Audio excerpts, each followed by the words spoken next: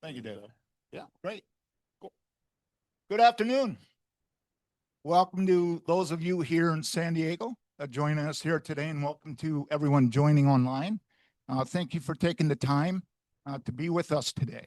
So my name is Jim Horton. I am a principal partner with Eugene Sonda. I spent much of my career on the practitioner side of GRC, helping organizations simplify complex audit environments and build more unified, repeatable compliance programs. I'll be leading part one today, the practitioner's perspective. I'm also joined by two colleagues from Kirkpatrick Price. I'm going to have them walk up. They're going to be leading the part two, the auditor's perspective. Joseph Kirkpatrick was originally scheduled to join us, the founder and CEO of Kirkpatrick Price, but he had a last minute engagement and it came up and he wasn't able to be here today. So with that, we stepping in for him is Megan McCormick. She is a team lead, a professional writing and GRC specialist at Kirkpatrick Price. Megan brings deep experience in unified control libraries, multi-framework alignment, and helping organizations reduce unnecessary compliance complexity and audit fatigue. Also joining us is Jackson Widener. He is the enterprise account executive at Kirkpatrick Price. Jackson works directly with enterprise clients, navigating audit scope, evidence collection, and the operational challenges that come with managing multiple assurance obligations. Together, Megan and Jackson will bring the auditor's perspective and complete the unified audit story. One quick housekeeping item, thanks guys, that I'd like to say, Alex already brought this up. Before we begin, we have a lot to cover today. So we have a fairly tight window. So I'd ask that we hold all questions until the end of the entire presentation. And we'll have dedicated Q&A time at the end of the, once both parts are complete. For those joining online, if you have questions, go ahead and put your questions in the chat as they come up, and we'll make sure that we address them during the Q&A. With that, let's set the stage. I'll start with a little background on Eugene Sonda and the practitioner's perspective we are bringing to this conversation. And then we'll move right into the heart of part one. Next slide. So I'll be covering the practitioner side of the story, how audit fatigue and rising costs and fragmented frameworks can drain teams, create unnecessary complexity across the organization. What I'm sharing today isn't theory. It's a playbook I built and operated firsthand inside a prior enterprise, dealing with many of the same audit pressures organizations are facing today. And those same principles are what I now bring into the work I do with the organizations through Eugene Sonda. So let me talk just a little bit about Eugene Sonda and who we are. We're a boutique global cybersecurity and business advisory firm. We're a network of experienced cybersecurity leaders who operate independently under our own names, but we collaborate rather than compete. So practically, what does that mean? It means that clients can get direct access to senior practitioners with deep expertise in their field without all the layers and the overhead of a traditional consulting model. You will work directly with people doing the work, providing the candid advice and helping leaders make better decisions around the cyber risk, governance, and resilience. Our work is structured around several core practice areas. As you can see, advisory, governance, resilience, oversight, talent, and we do pro bono work. The audit once applied to many story cuts across several of those areas, particularly governance, oversight, and resilience. The grid on the right gives you that background at a glance. And I won't spend too much time on it here because these themes will come through again as I walk you through the practitioner story. So now let's look at the problem this playbook was designed to solve. Fragmented audits, rising costs across 5 disconnected workflows. Next slide. So this was a problem that I inherited in a prior enterprise environment. The company had acquired 4 separate SaaS platforms and brought them all under one roof. but the audits, the frameworks, and the compliance programs remain largely separate. Multiple frameworks, multiple audit firms, multiple business units, and different interpretations of all the requirements. And these guys were working all independently. So we had more than 1,500 controls spread across different frameworks, 5 audit firms, 5 business units, each operating with its own standards and timelines. Evidence was scattered across the systems. We had multiple GRC platforms, redundant testing, repeated evidence requests, growing audit fatigue, and underneath all of it were definitely a lot of single points of failure throughout the process. This wasn't simply inefficient, it really created risk. It drove up our cost, and it was putting more and more pressure on the teams that were already stretched thin. So, but the real impact wasn't just operational, it was human. Next slide. Before we talk strategy, we need to acknowledge the human impact of audits, because this is where the real cause of fragmentation shows up. Audit fatigue isn't a buzzword. It's what happens when the same teams are pulled away from their day-to-day jobs again and again to answer repetitive requests across disconnected audit systems and frameworks. Hours spent gathering evidence manually, repackaging the same documents in different formats for different auditors, and repeating work that simply shouldn't have existed. There was very little automation, so people were doing all the heavy lifting over and over again. There was no unified ownership. Governance was fragmented across business units, functions, and platforms.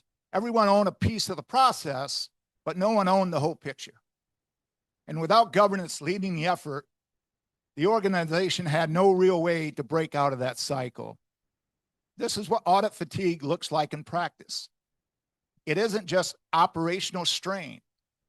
It becomes human strain, burnout, frustration, teams stretched thin, losing time they can't get back. And when the automation is missing, every gap, every delay, and every repeated request ultimately lands on the people. So I pulled the findings together. I took the case to leadership. I earned their sponsorship to drive the change. Governance had to lead. Automation had to follow. And the audit model itself had to be rebuilt. That's the vision I want to walk you through next. After seeing both the operational and human impact, it was clear that we needed a different approach. One built around governance first, automation where added value, and a unified audit strategy that could scale across every business unit. The vision was simple, but bold. Audit once, apply to many. Consolidate the frameworks. Let's centralize the evidence. Let's eliminate the redundant testing. Let's reduce unnecessary interviews. Let's align audit periods. Let's move to a single GRC platform and one external audit partner, and ultimately rebuild the audit model so it worked for people, not against them. But to make that vision real, we needed a backbone, a single source of truth that every framework, every business unit, and every auditor could rely on. So I designed, built, and stood up the Unified Control Framework. It became the foundation that allowed us to rationalize controls, standardize evidence, align testing, and ultimately support a more automated audit lifecycle across the enterprise. This wasn't a theoretical exercise. It was a practical, enterprise-wide transformation. The governance model established the structure. The automation helped us scale it, and every business unit ultimately aligned to one unified audit lifecycle. So with the vision established, let's look at the backbone that made it possible, the Unified Control Framework. Next slide. So to turn that vision into reality, we needed a backbone. One source of truth across every business unit, every framework, and every auditor. So I designed and built this Unified Control Framework, the foundation that made the entire transformation possible. What you're seeing on the slide is a structure we stood up. Rationalization, standards, and automation all working together as one operating model. This is what allowed us to take more than 1,500 controls spread across multiple frameworks and rationalize them down to 338 unified controls. The what we did call out on the right summarizes the core of the work: consolidating and mapping controls, aligning them to a life cycle maturity, standardizing the evidence, clarifying the ownership, and creating a unified taxonomy that every business unit could operate against. And this wasn't simply a control library. It became a governance model, an automation foundation, a repeatable structure that allowed us to map SOC, PCI, HIPAA, HITRUST, ISO, FedRAMP, internal controls into one consistent framework.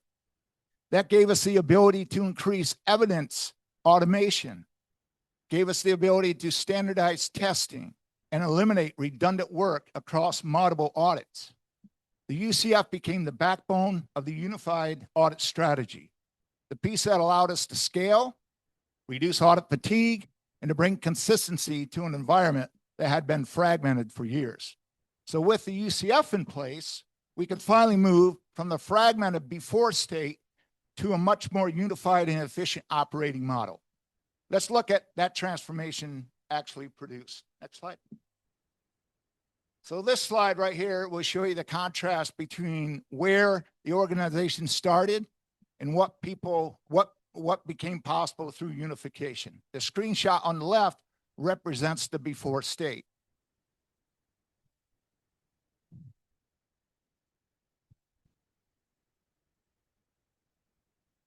So we had fragmented audits, we had duplicated work, we had an environment that had grown organically through acquisitions without a unified governance model. We were operating at 1,500 plus controls. We had 22 audits. We had 5 audit firms. We had dozens of redundant interviews. We had multiple policies and standards, scattered timelines, multiple audit platforms. Every business unit was running its own process, its own cadence, and its own interpretation of the requirements. It was costly, it was inefficient, and it really created significant single points of failure. The what we did call out summarizes the transformation. We consolidated the audits. We eliminated redundant engagements. We standardized the audit lifecycle. We unified the policies and the standards. We aligned the audit windows. And we moved to one audit platform and one external audit partner. This is where the unified control framework and the government's first approach really paid off. Now look at the after state. 338 unified controls, 11 audits, one audit firm, one process, one platform, one audit window, and a 62% reduction in audit cost in the first year alone. More importantly, we removed the single points of failure. And we created a predictable, scalable audit program that worked across the entire enterprise. This is where the unified audit strategy really became real. Not just a concept, but as a measurable operational transformation. With the before and the after picture in place, let's walk you now through the execution roadmap, the phase approach that took us from fragmentation to unification. Next slide. So we deliberately designed the transformation in phases. We weren't going to try to change everything at once. We wanted each phase wanted each phase to have a purpose. Build the foundation, reduce the risk, demonstrate progress, and keep leadership aligned along the way. And this isn't a theoretical roadmap. Again, like I was talking about earlier, this is actual sequence that we actually executed. In phase 1, was the consolidation phase. This is where we did the heavy lifting, the framework mapping, the control deduplication. We did rationalization, and we ultimately built out the unified control framework from the ground up. That became the backbone for everything that followed. In phase 2, this is where we did the RFP and the vendor selection. Once the UCF was in place, my compliance managers and I evaluated audit firms together. We weren't simply looking for another auditor. We needed a partner that understood the unified audit strategy, that could work across multiple frameworks, and importantly, was willing to align to our model rather than force us into theirs. Phase 3 was unified execution, the actual audits. This is where the strategy became operational. My team and I ran the model side by side with one audit partner, unified evidence, coordinated testing, and a single audit window. This is where the efficiencies we have designed into the model started showing up across the enterprise. Phase 4 was the continuous improvement phase. Once the model was operating successfully, the focus then shifted from transformation to optimization. We expanded the automation by applying maturity scoring, and we continually were improving the model. My managers and I were no longer asking, can this model work? We were asking, how do we make it better and keep it sustainable year after year? So each phase deliberately really built on the one that was before it. Governance and controls first, partner alignment second, unified execution third, and continuous improvement after that. The sequencing is what allowed us to transfer the program without destabilizing the business. So once we had designed that model, the next challenge was finding the auditor that was really willing and able to work differently. That brings us to Kirkpatrick Price and why we selected them as our unified audit partner. Next slide. So on this slide, you can see the criteria we used to select our unified audit partner. The screenshot on the left captures the core alignment points we were looking for. A firm that understood the unified audit strategy, one that could support multiple frameworks, and was willing to create and operate within the governance model that we built. The what we did call out summarizes the evaluation process my compliance managers and I ran together. We weren't simply looking for another auditor. We were looking for a partner capable of executing a consolidated audit program under one coordinated engagement. Kirkpatrick Price demonstrated exactly what we needed. Alignment with the audit once apply to many model, willingness to adopt a unified control framework, support for SOC, for PCI, for HIPAA, HITRUST, ISO, FedRAMP, and internal controls, flexibility around the scope and the evidence expectations, a partnership mindset rather than a rigid methodology. And most importantly, the independence and the objectivity our governance model required, remaining impartial and free from conflicts that would undermine the credibility of our audit. So they didn't try to force us into their process. They were willing to align to ours, period, across the board. That strategic fit is what made Kirkpatrick Price the right choice for the unified audit program of this scale. So with the right partner in place, we were able to move into a unified execution. Let me show you what that looked like in practice. Next slide. So this slide shows what a unified execution looked like in practice. The example on the left is from SOC 2, but every framework followed the same operating model. One audit partner, one coordinated audit window, unified evidence. I lost my, oh, thank you. Gotta jiggle it around a little bit. Just went out again. Went out again.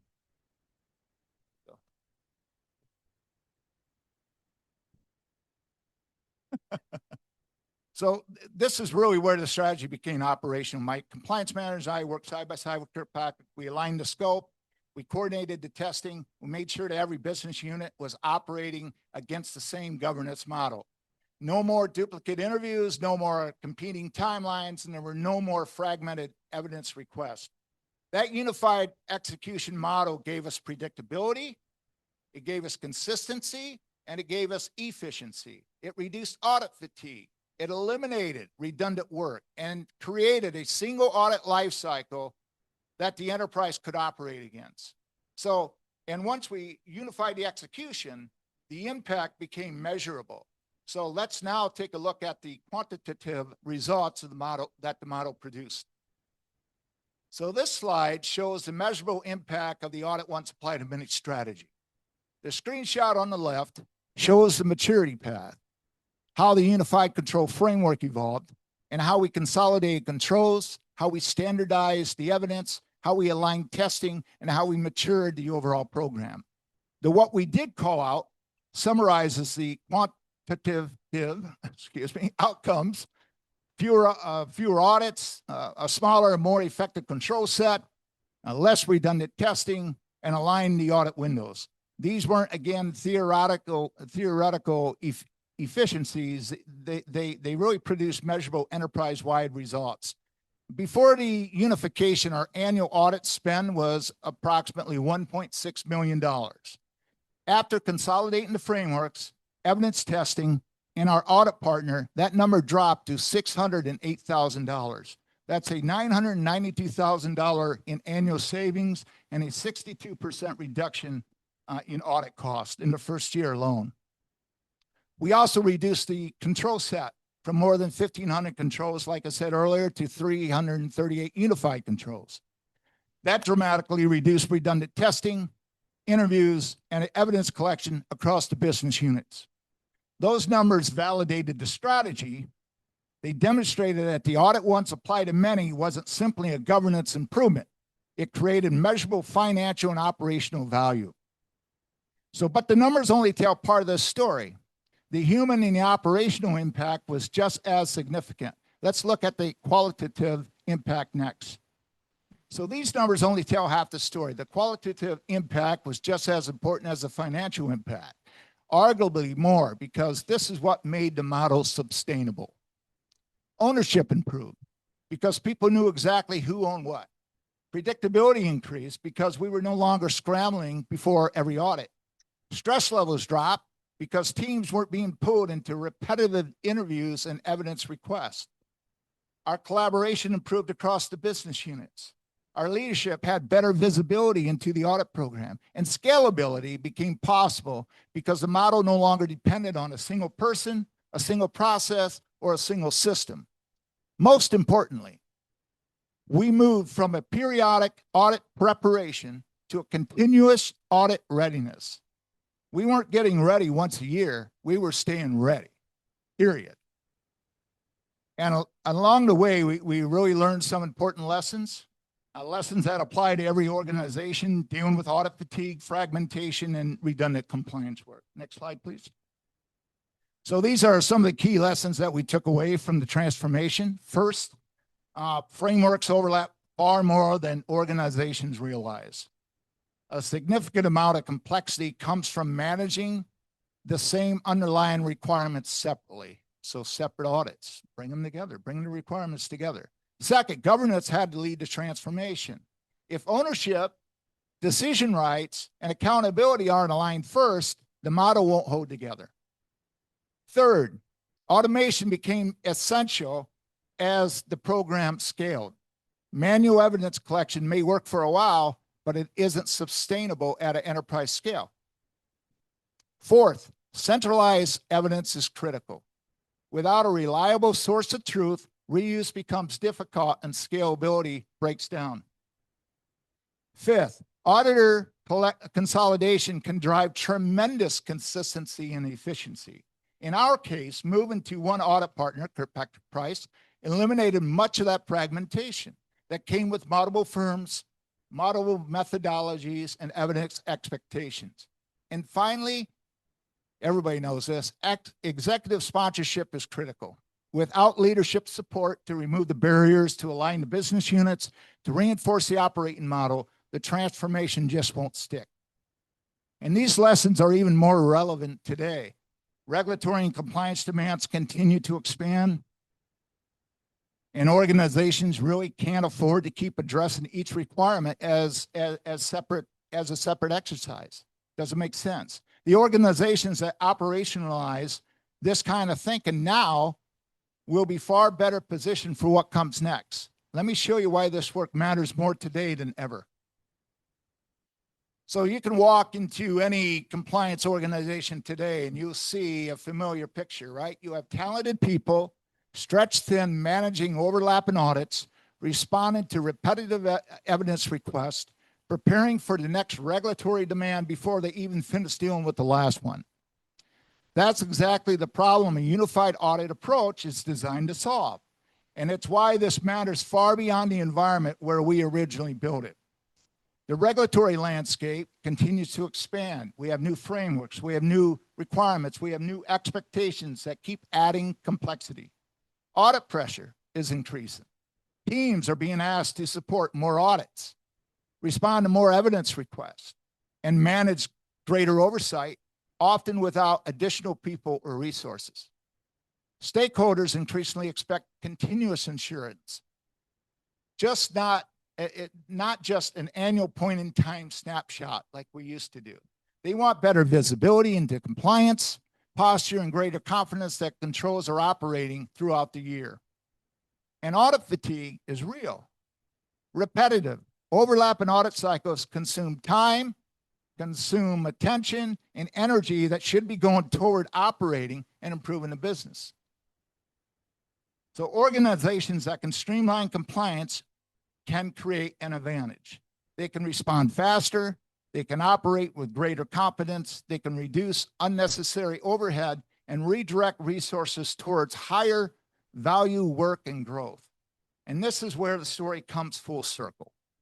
The same playbook that delivered these enterprise results in this approach is what I use today to help other organizations move from fragmented compliance to a more unified, scalable model, both as an independent consultant and as a principal partner with Eugene Sonda.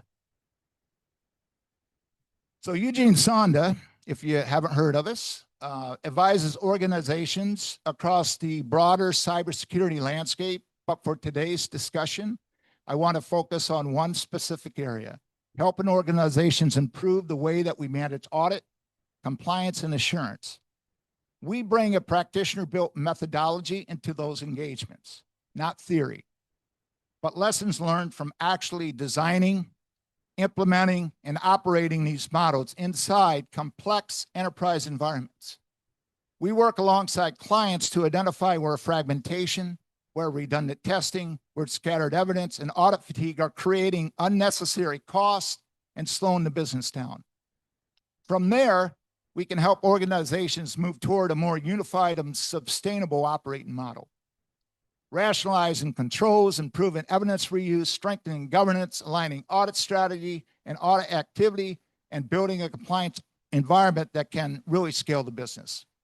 And while this slide focuses on audit and compliance transformation, Eugene Sonda's broader advisory work also helps organizations prepare for what's coming next, including AI governance, emerging quantum risk, evolving global regulations, and the next generation of cybersecurity and compliance expectations.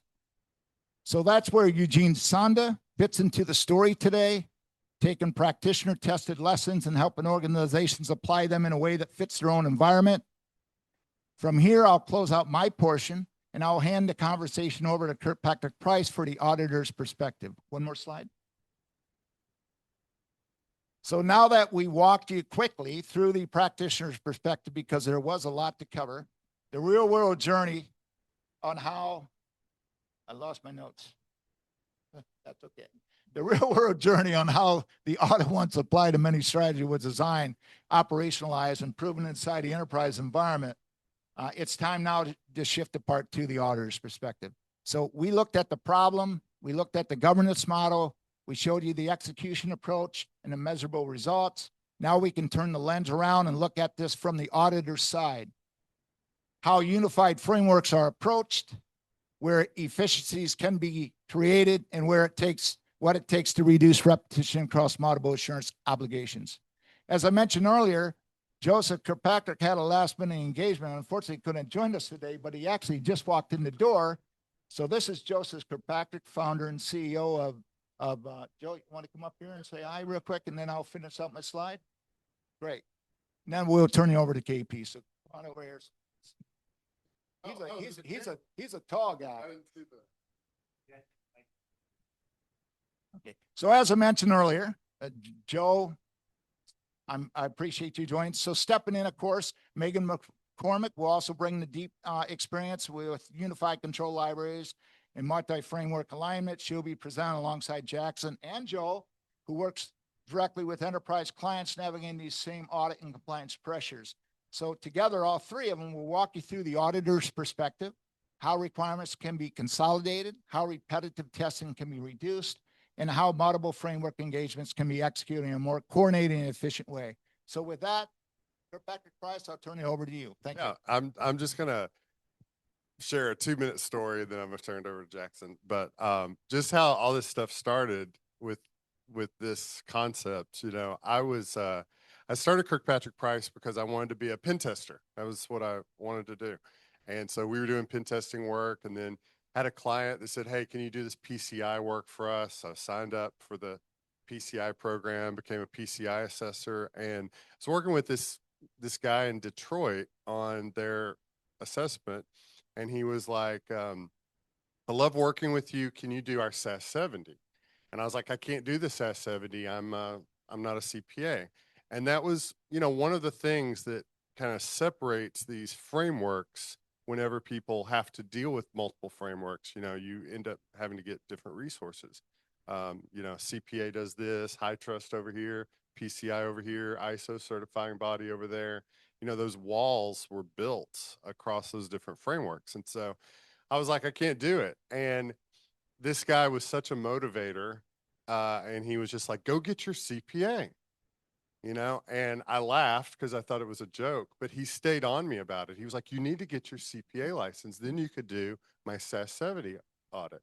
And so finally he made me believe, and I took the test and I passed. I became a CPA. And so I've never done any tax work. I've never done any financial statement audit because I like IT and cybersecurity. That's what I like to do. But that's what started like the multi-framework kind of journey that I went on. And so did those 2 frameworks for him. It was the very first one that I did like that. And so then I built a tool in 2006 called the Online Audit Manager, and put the ISO framework in there. That was the first one, PCI, SAS 70. And then I was like, well, let's put NIST in there. Let's put, CSA. Let's put high trust, as these things started coming out throughout the years. So today it's still a tool that does a great job. We've got over 75 frameworks in there. We've never charged $1 for it. So many competitors have come out to try to copy it, and people are paying this much money for this tool, this much money for that tool. The tool doesn't do this. The tool is not what makes this happen for you. You can go out there and buy a unified framework, pay money to get a unified framework. That doesn't work either because it's not your controls. And that's the only thing that works. And it's difficult. It's hard to build your unified control framework that is specific to your business, to your products, to your different frameworks that you're beholden to. But it saves you so much, like Jim was talking about. And that's the thing that you have to do. You have to understand what your control environment is and build out the controls that you're going to test and manage, and stop worshiping at the feet of all the different frameworks out there, and start actually managing your risk with your controls. And it's something that not everyone is doing because it's difficult to do, but it's really worth it when you do undertake that kind of effort. So I'm going to turn it over to Jackson and Megan because they're going to walk you through a real world example of what it looks like.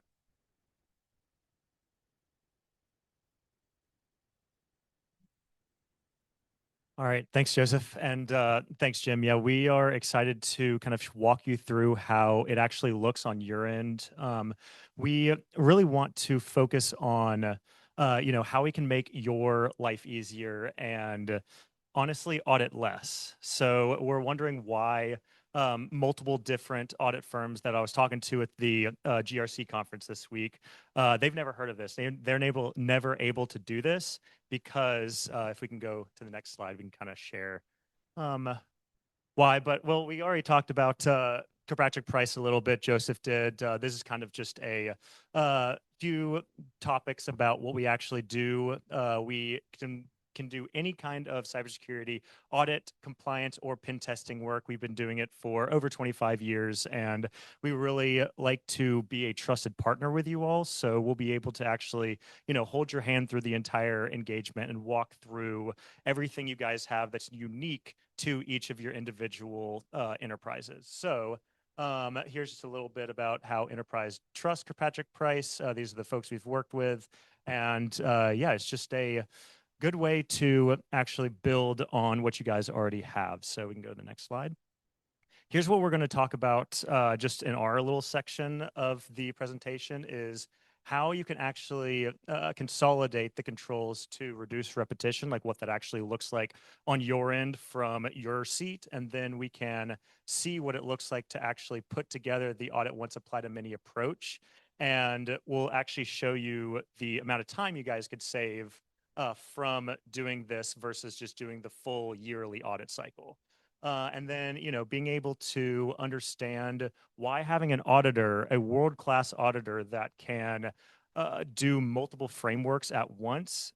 We at Kirkpatrick Price only hire the best auditors that we can possibly find in the world.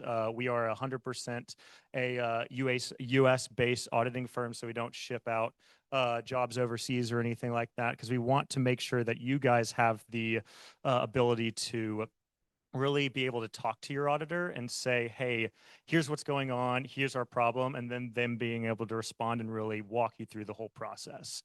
So most of, if not all of our auditors have multiple certifications.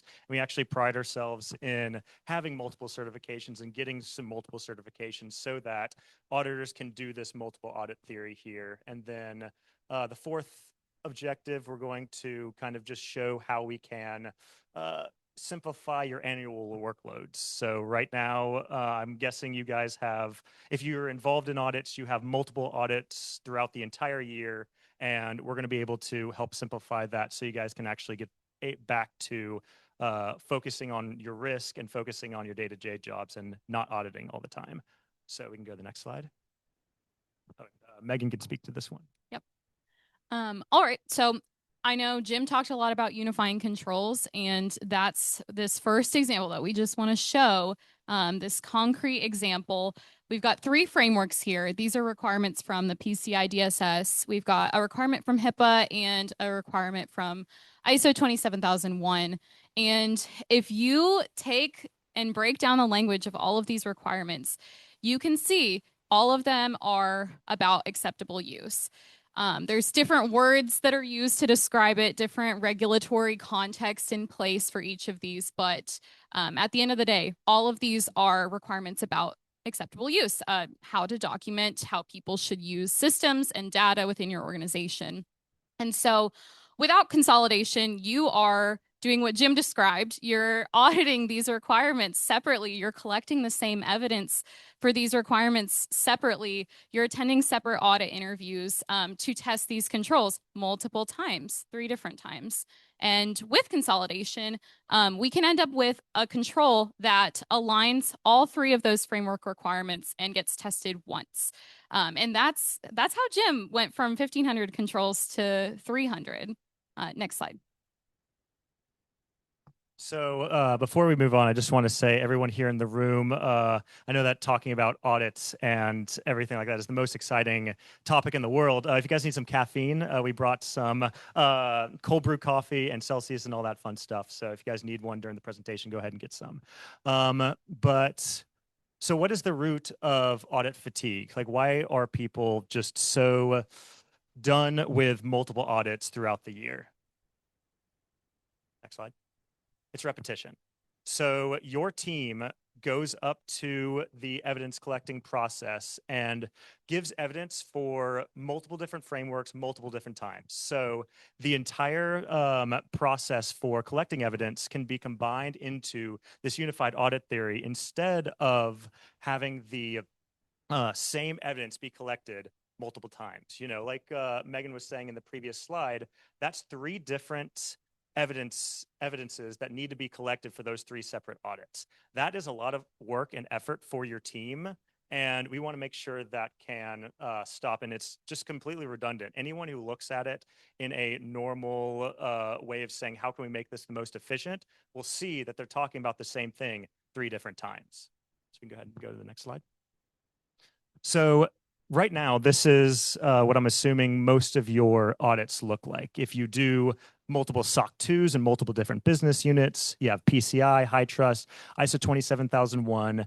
You all have multiple different auditors from multiple different SOC 2s, multiple different frameworks. So it happens to play out where most of the time it goes through the entire year. So by the time you get here to December, you're auditing again, starting back over in January. It just keeps on going in the cycle, and that's completely unnecessary, honestly. So if we want to, there's some transitions, so we can just keep on clicking. Yeah, so the separate controls for each framework, repetitive testing across audits, and specifically the interviews too. You know, you guys will say you have an interview here that is talking about the exact same thing as in the beginning over there. It's just completely redundant and it doesn't make sense. And the different auditors working for each framework, that's a really important thing because, you know, auditors have different personalities. They have different people they work with. They have different ways they want to collect evidence. So you can't have a streamlined audit process when you have multiple auditors. And then, like I was saying, year-round auditing, no one wants to audit all year round. You know, that's just, I mean, who would want to do that? But I have a question. Why does this happen all the time? Like, why is this such a common way that auditing firms do this? Well, it's to protect the bottom line. So each auditing firm that sees this sees a number where they can charge for each individual auditor, and they just keep you in this loop the entire time. So they can charge you more, and you know, it just doesn't show a good partnership. We know that that's the most efficient way you guys can actually make the audit process easier, is having one singular audit with one auditor, but a lot of the other firms see this as a way to grab money from you guys. You can go to the next slide. This is what ours looks like. So 8 months of your life back to focus on what really matters. We all know that the reason you guys audit and the reason audits exist is so that you guys can test and build your security program and manage risk. The entire process of auditing can be reduced to this 4-month, say, audit period. And then the rest of the year, you can actually be going to do what your job description entails: reducing risk, building your security programs, and actually making the enterprises that you work with more secure, rather than checking your homework every single month out of the year. So I put this slide in here because I went to the GRC conference earlier this week, and every single person that came up to us trying to do a AI partnership for evidence collecting, let's say, you can't get the human context of your environment without having a human that has been doing this for years and years and knows the exact intricacies of what the difference is between the PCI and ISO and FedRAMP and all of that. You're able to actually have someone go up and really work with you and partner with you to show you how you can actually make your business, you use your business context to actually get the audits that you guys need. So another thing that humans focus on is audit accountability. You know, if it's multiple keywords that AI is looking for to blend everything together, there's really no accountability to who owns those controls, who owns, you know, the AI keywords and all that. There's just so many different vendors that go through. Really having a human in the loop to actually walk through this with you is what we found works for actually building the process from the ground up, if this is your first time doing it. So just in summary, the way we actually do this is a 4-step process where we consolidate your controls. So we do what Megan was speaking about before. We actually take multiple different frameworks, put it all together, and actually create a unified audit framework for you specifically that works with your environment and uses your business context to actually make the framework itself work for you all. And then we take that one individual framework that has multiple different audits in it, or multiple different frameworks in it, basically, and then we test it once and apply it to the other frameworks. So say, for example, you get a PCI report, you get a SOC 2 report, HIPAA, High Trust, all of that. That is a secondary process that comes out of testing the one unified framework. And then again, we have the multi-framework auditor. Kirkpatrick Price is, like I was saying, we only hire world-class auditors that have multiple certifications so that you can do all this all at once. So you don't have to get other auditors involved that have, QSAs and SOC 2 folks and all of that. They all have the ability to do it all within one person. And then adjusting the audit periods as well. You guys will be able to have that quick, like 4-month audit process that used to take all year. And then it's not that cycle, it's not that complete audit cycle. And I know that you guys have the ability to audit all year round, but I guarantee you not a single person wants to audit more than they have to in this room. So we want to help you audit less and actually make sure that what you're doing with your time is the most efficient as possible.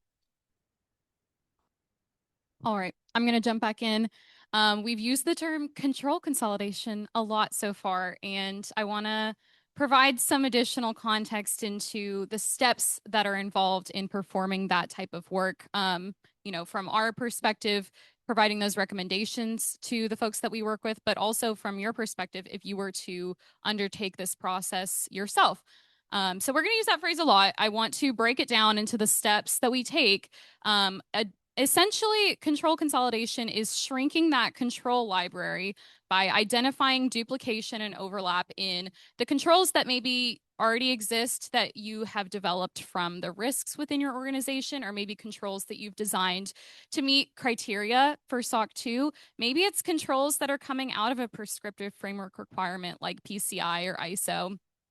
So we're shrinking those down and identifying the overlap, rewriting controls that are based around risk instead of individual frameworks. So I know Joseph was talking about, bowing down to these frameworks. And this is control consolidation eliminates that. We're not working with ISO, PCI, HIPAA, HITRUST anymore. We're working with your controls. We're working with one unified control framework. And we use those controls to satisfy requirements for these prescriptive frameworks. So we're identifying that duplication. So we organize these controls by category. So say, you have controls around logical access, around physical security, etc. You're identifying the duplication, like I mentioned, across those frameworks or across products or services. If you are a global organization, like Jim was talking about, and maybe you have 7 products that's in scope, or you have 7 different areas of business, functional areas, business units, whatever, you identify the duplication across those business units or those products in the controls that you maintain, and you mitigate the same risk. And then wherever possible, we work to develop the new controls that encompass all of those requirements. So like I said, we're identifying the overlap in language. We're identifying, back to the slide that I was sharing about previously, where that language overlaps, where you're essentially addressing the same risk, you're performing the same root activity, and you can use that to satisfy those frameworks. And so this can also include, we deal with a lot of clients at Kirkpatrick Price who ask the question, when we tell them all of this, they're like, that sounds really great, but what about when new requirements arise? What about when we have a client down the road who says, hey, we need you to do HITRUST now, and you have not designed your unified controls framework to satisfy HITRUST requirements? Well, when you work with a unified controls framework, when those new requirements arise, you're no longer tacking on 400 additional requirements to your organization. You're working to consolidate that into your existing unified controls framework. So you're no longer adopting all these additional controls and building out this repetitive, duplicative set of controls that you're operating. Now you're just identifying that duplication all over again, consolidating in and eliminating that repetition. There are always going to be places where you may end up having to design a new control to meet a requirement. We also get the question from a lot of individuals that we work with, what about some of the PCI requirements that are not going to be in any other framework out there? What about controls around POI devices? What happens then? What happens when that's not a control that we maintain to satisfy the SOC 2 criteria? It's its own control. it doesn't get consolidated. So this model supports those intricacies, those nuances, those specifications that are specific to a particular framework. Like I said, there's different regulatory contexts involved with all of these requirements. And so when you're working with a human who knows that and knows that we're going to need a separate control to address what happens around POI devices. This process includes the new control design to meet additional requirements or requirements that kind of stand on their own outside of any other framework. Next slide. All right, so I want to show what this looks like with real data. So this is a real life example of where we can perform this identification of duplication and overlap across existing controls. So, we're looking at, I think this is 7 controls across 7 different products. And you can see all of the controls are talking about antivirus. They're talking about malware protection. But the language is different. Some of them, there's a little bit of similarity. Some of them stand completely on their own. And so rather than test all of these controls that are talking about the same thing 7 different times, we consolidate this down. We identify where that similarity in language lives, and we work to produce a new control description that encapsulates all of what's being said in these 7 different controls, but in one control that you test once and you apply to your 7 different business units. It's the same requirement, but 7 fewer controls to maintain at the end of the day. Next slide. So this is another example. We've already looked at our acceptable use policy example, but this does break it down. You saw on the last slide, those were all SOC 2 controls, and that's great. If you have 7 different products and you only have to comply with the SOC 2 criteria, great. We can make that work. But say you're at an organization like Jim was talking about, where you have to comply with 5 different frameworks, 6 different frameworks. You have to comply with all of these different requirements that your clients are asking for, the regulatory context of your organization requires. And so we can take this one step further, one step beyond that single framework approach, and do this across frameworks. And so I know we've looked at the acceptable use policy example, so I won't go through that again in the interest of time.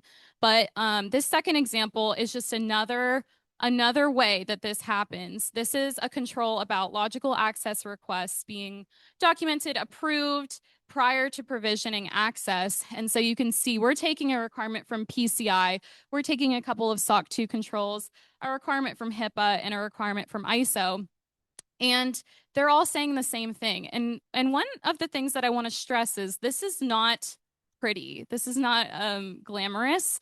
This work happens with real people in spreadsheets. There's no AI, like Jackson was talking about. There's no tool that's going to automate this, that's going to make this happen without any work required. This is hard work. And Joseph was talking about that earlier. So I just want to say this work happens when you get the entire lay of the land. You get everything out in one place, and you are working with people who understand the overlap in language. So maybe we have a requirement that talks about the life cycle of identities being managed.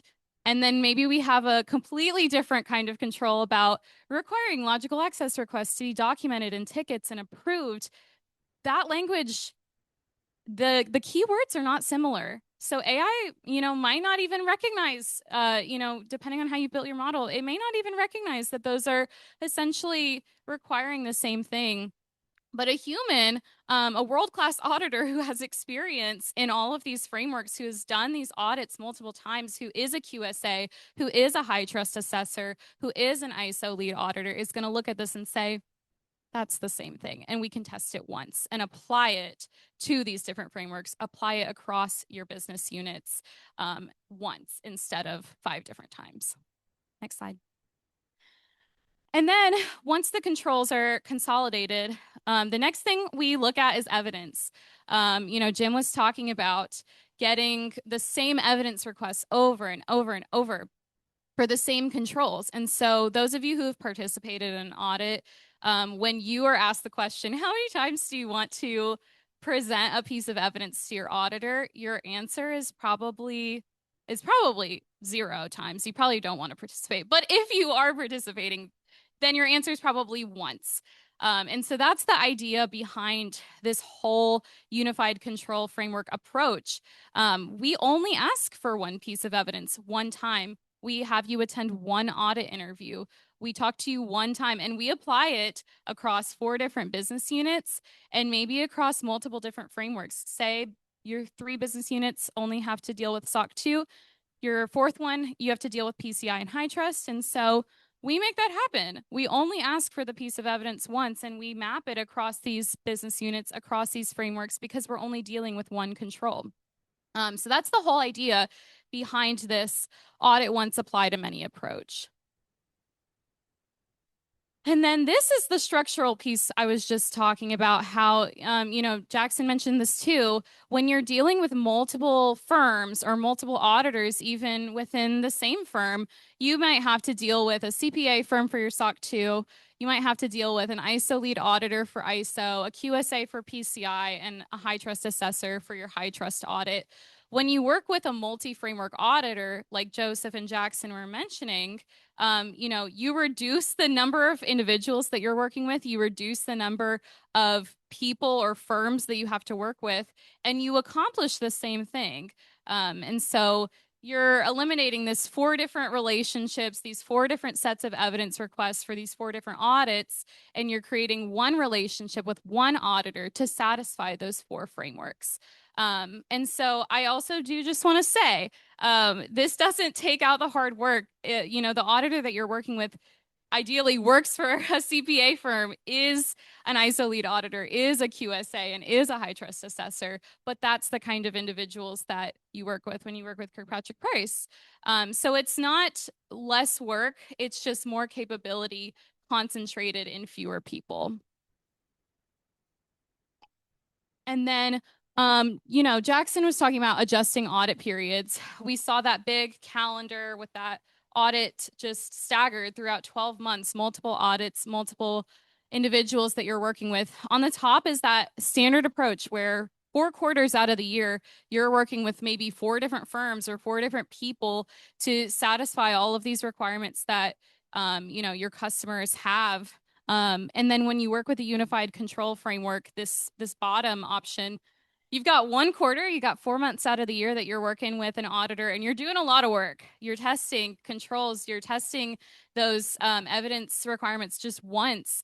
And then the rest of your year, you're free to just do your job as it's intended. And you do not have to go to 12 more audit interviews, and you don't have to supply the same piece of evidence 4 more times that year. The rest of your year looks like this, just empty space.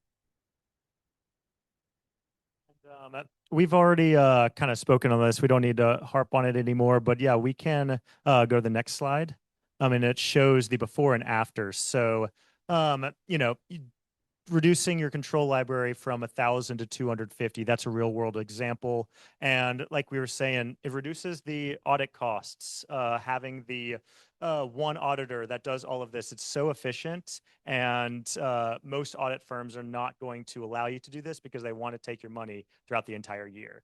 And then you actually get to retain your overworked staff, because we know that people who go and audit continuously throughout the year, it's just a draining situation, and this will actually help you guys out and free up your time to go do whatever you guys want to do as individuals in ISACA. So we can go to the next slide. And yeah, that's basically it. We would love to answer any questions you guys have. I am actually a member of ISACA San Diego. I do live in Denver, so I am part of this chapter, and we're actually having a happy hour at 4:30 at Culinary Dropout right across the street here in Del Mar. So if you guys want to come out, talk to us, or talk a little bit more about this, that's fine too. But if you guys have any questions, we'd love to answer them. We have a whole bunch of questions online. Okay.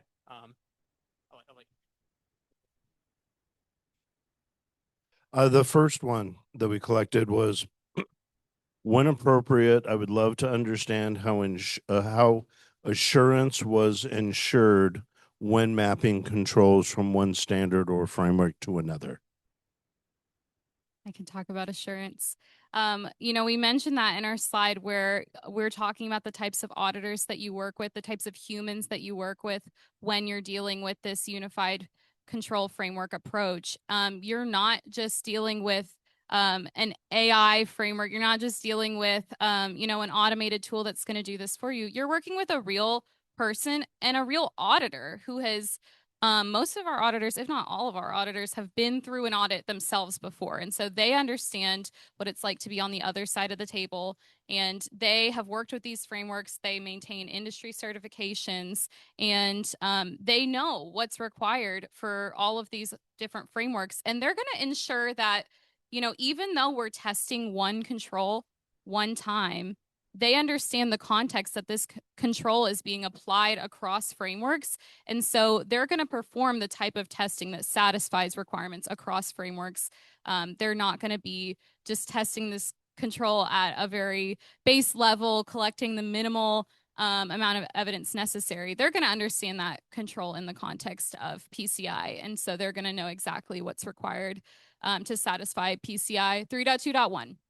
Or they're going to understand exactly what's required to satisfy a requirement from ISO 27001. They know that requirement language because they've been working with it for years and years and years. And so that's how we maintain assurance that we're collecting the right kind of evidence, we're performing the right kind of testing, and we're delivering on that when it comes time to issue the report. And also speaking to, like we were saying, our world-class auditors, our auditing team has a average of around 25 years of experience before they even come to a Kirkpatrick price. So, I mean, if you look at several different auditing firms and see the background, look on LinkedIn of your auditor. We had a client one time that their old auditing firm, their previous auditor worked at an ice cream shop before coming in and actually being an auditor. So actually looking at the experience and having the experience of knowing we've done a PCI audit before in your shoes, and now we come back and help you out exactly how they wish they would have been audited. That's our whole goal at Kirkpatrick Price. Okay, terrific. Thank you.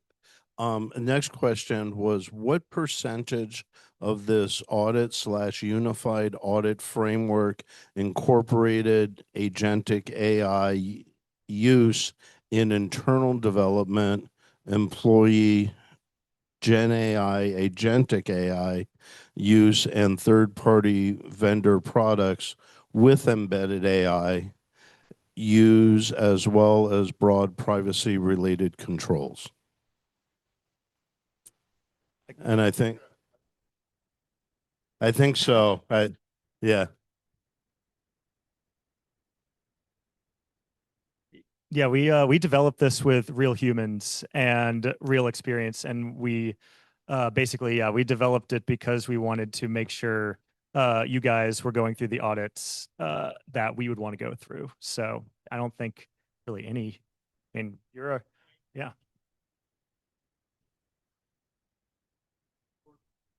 Yeah.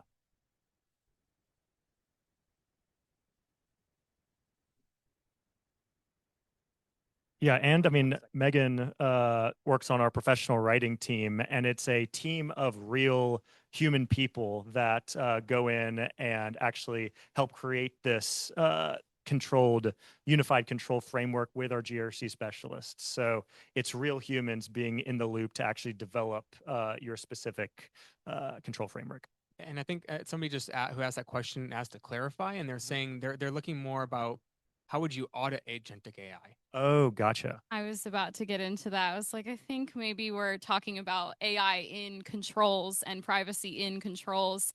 And to speak to that a little bit, there are different frameworks out there that are kind of based around requirements for the use of AI within an organization. And so, maybe you haven't fully implemented AI within your organization yet, but you intend to, or you want to undergo an audit against some AI controls. There are a lot of frameworks out there already. ISO 42001 is probably the one that we've worked with the most so far.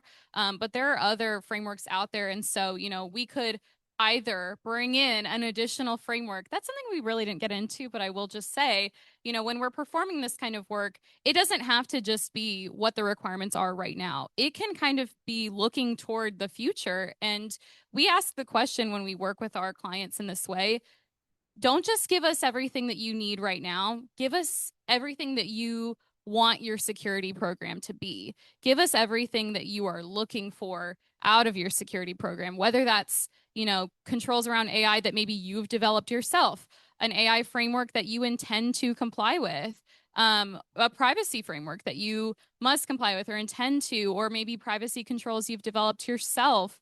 You know, there are no limits to the type of frameworks, but also just controls in a general sense that can be kind of incorporated into this work. And we've audited custom controls too. Like Joseph was saying, in our online audit manager, you can put in, you know, some specific AI agentic framework that you build yourself. We're able to test that as well. So, I have a question. Sorry. Yeah, we have a line of questions right now. Okay. Hey, that's great. Next question is, how do you address when scope differs per audit? So, for example, you have evidence that satisfies SOC 2 and PCI, but it's not associated with an in-scope system for ISO. I can speak to that. You know, when we're completing audits against this unified control framework, we are right there beside you, and we understand how scope differs between audits. Scope differs between even just a business unit itself, and so we intend to, when we're looking at these controls, break down, okay, what framework is this satisfying? But not just that, where does this map across business units? And maybe is the scope different? Are there different applications in scope for this business unit that we need to perform testing on, as opposed to this other business unit that we need to test those applications as well? And so, you know, when we're building out that spreadsheet that we had up behind us, we're not only considering just the name of the business unit. We're considering everything that entails. So if the scope differs, then we test according to the scope. And so we may be collecting one policy that's the same across business units or the same across products or applications, but then maybe we understand the complexity of the control, and we know that we need to go in and test that control for a particular application over here, and then two more over here. And so we're kind of, you know, when we're designing these frameworks, we're understanding how scope differs across your audits, and we don't just test the control once and apply it, but we're testing the control once with the understanding of what the control kind of has underneath it, with all the different products or applications that might be kind of wrapped up under this one umbrella of a business unit. Yeah, so that was a really great presentation, and it was just cool to see how you guys were able to essentially combine multiple different, you know, audits and in terms of the controls as well. But one thing I'm noticing is that so many organizations are starting to look at continuous monitoring, and they're starting to integrate that, especially with AI, into their different GRC platforms. So I'm just kind of curious how you tackled that. And I mean, in the day, you're looking for that rubber stamp, right? And it sounds like you guys got a really great process of optimizing that to save costs. But then there's also the other side of it where at the end of the day, it's really to be secure. And I think one of the, I guess, what some people might say is a downside of that is that it's a point of time, and versus like, well, what's happening the other 364 days, right? And so I'm just kind of curious, like, are you guys hearing that? Are you guys seeing it? Are you guys making any changes internally in terms of how you tackle your audits? And are you getting organizations to ask you those questions? And like, what do you do when you, because now you're probably working with organizations that have that built into their platforms. Mm-hmm. Are you starting to work with them more, you know, across the year, because the information, the data is there that you can utilize for your audits? Yeah, so in the online audit manager, you know, you're able to do this audit, say, in that audit period of 4 months, but throughout the year, you have a team of people behind you, like our customer success managers and the actual auditors themselves, where if there's something in the online audit manager that changes, or you need, you know, some different evidence throughout the year, you're able to actually put that into the online audit manager, and we can kind of do a continuous monitoring of the evidence throughout the year so that you have like kind of a status bar of where you are through the entire year, if that makes sense. And also if you have, say, for example, a GRC product or something like that that does the continuous monitoring, that can be implemented into our online audit manager, so you kind of have full control over your entire environment.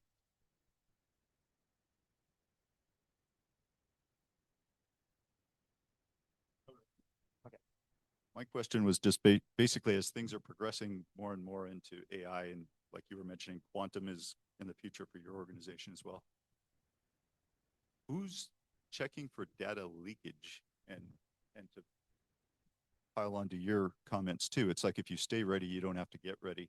And that's kind of the mindset that it seems to be, like continuous monitoring seems to be more of a, maybe not quite what this topic is, but how are you guys addressing it during the audit?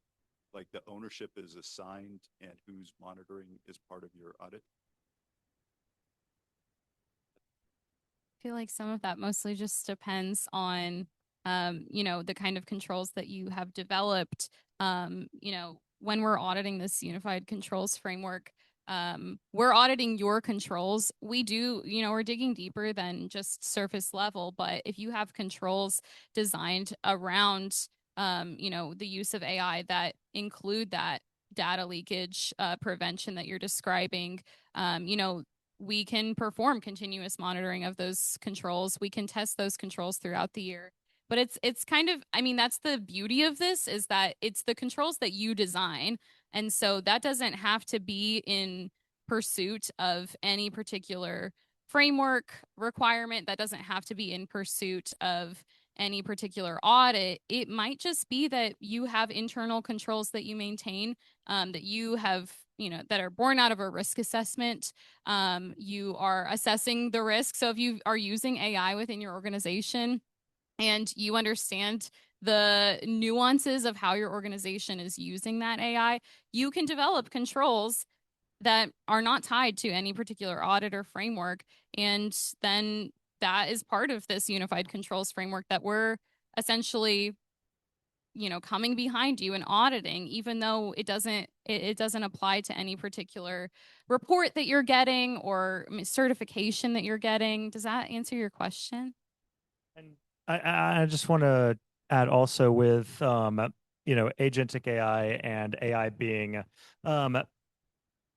tested now and growing in organizations, building AI governance is one of our main services that we provide as well. So once you actually have the audits in place, if say, oh, we actually need help building AI into our systems and linking it to the online audit manager in the unified control framework, we're able to build that on, even if we don't like audit it and you don't have a stamp that comes after it. We're able to go in and check to make sure you've done this and help you build it along the way. It's the partner approach. Yeah, exactly. Hi. So I have a question on either your approach or your guidance to get an organization ready for a unified audit strategy. So for example, a lot of times the reason there is disparate audits is because there's individual departments that are running it. So for example, IT is running the ISO, products doing HIPAA and PCI, you got internal audit doing SOC.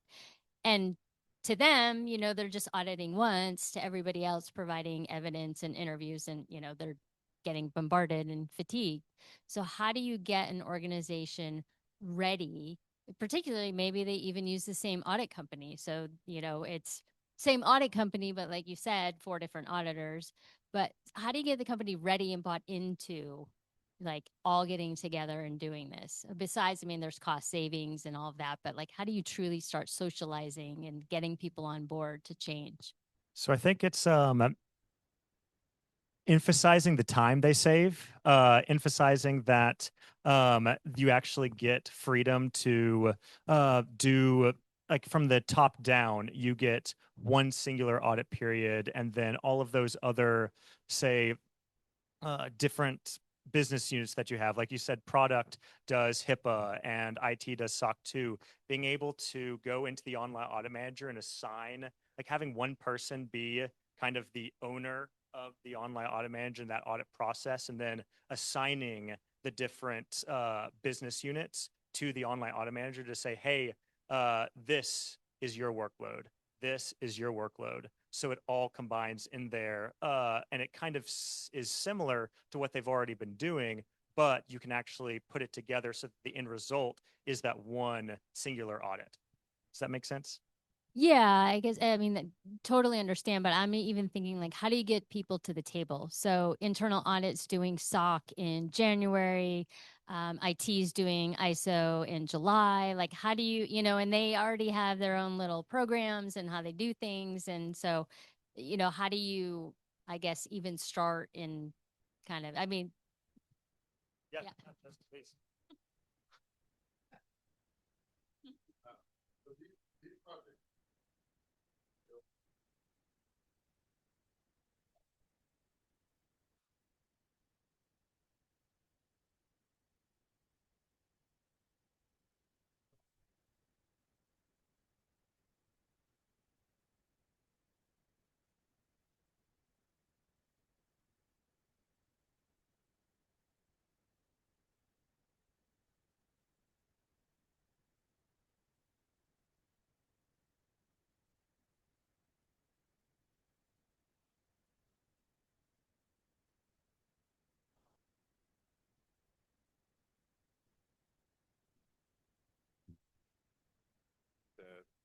And he said that he said, and so that leadership happened where I've seen other clients who don't have that and they never break through the stuff.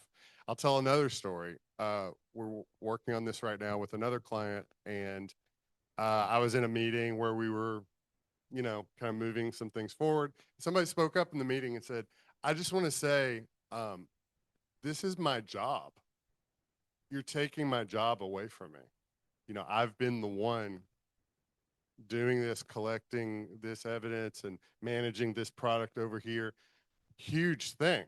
So after the call, I went to two of the leaders and basically told the same story that I just told about needing leadership. I was like, if you haven't told her what her future is here and how you're actually taking this grunt work away from her so that she can do bigger and better things, then this is not, she's going to work against us. So you guys have to address this issue or this isn't going to be successful. So you've hit on a real central issue about that, because this is a big project, and you've got to have vision, you've got to have leadership, you got to have, the guts, to take some, to change responsibilities, and just while I have the mic, I'll address the thing about continuous evidence as well, because I think it relates to that, because that is changing people's jobs and it's changing the way we do this.